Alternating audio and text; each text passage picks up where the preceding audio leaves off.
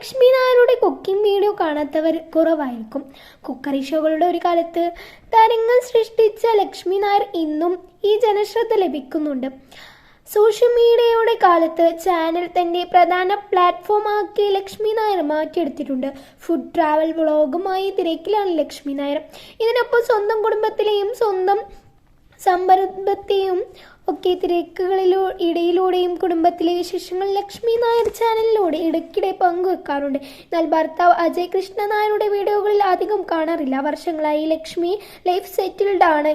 എന്നാൽ ഭർത്താവിനെ ഇതുവരെ കാണിച്ചിട്ടുമില്ല.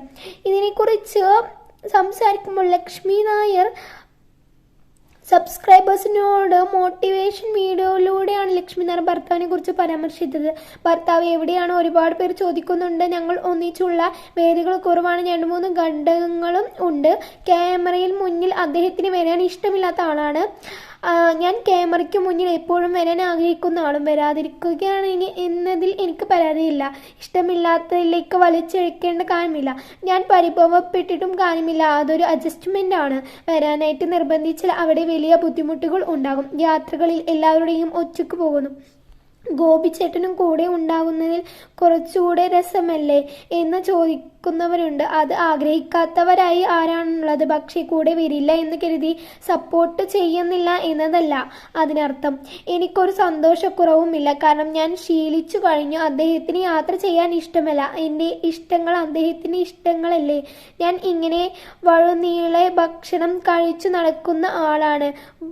ഗോപിച്ചേട്ടൻ പുറത്തു നിന്ന് ഒരു ഭക്ഷണം കഴിക്കാൻ ഇഷ്ടമില്ലാത്ത ഒരാളും. ഓരോരുത്തരുടെ ഇഷ്ടങ്ങളാണ് നമ്മൾ പ്രാധാന്യം കൊടുക്കേണ്ടത്.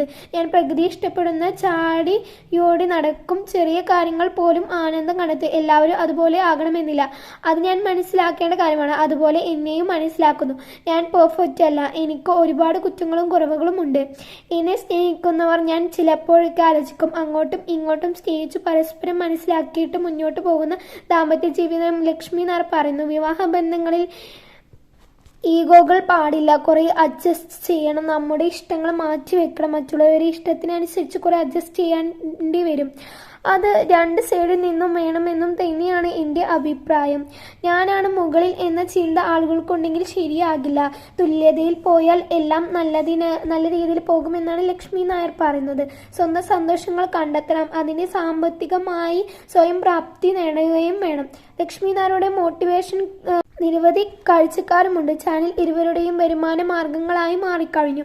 വിവാദങ്ങൾ കാരണം മോശമായി തന്റെ പ്രകൃതിയെ മാറ്റിയെടുത്ത സോഷ്യൽ മീഡിയകളിലൂടെ ലക്ഷ്മി നായർക്ക് കഴിഞ്ഞു. വിവാദങ്ങൾ നേർന്ന കാലഘട്ടം മറികടക്കാൻ എളുപ്പമല്ലായിരുന്നു എന്നും ലക്ഷ്മി നായർ പറയാറുണ്ട്.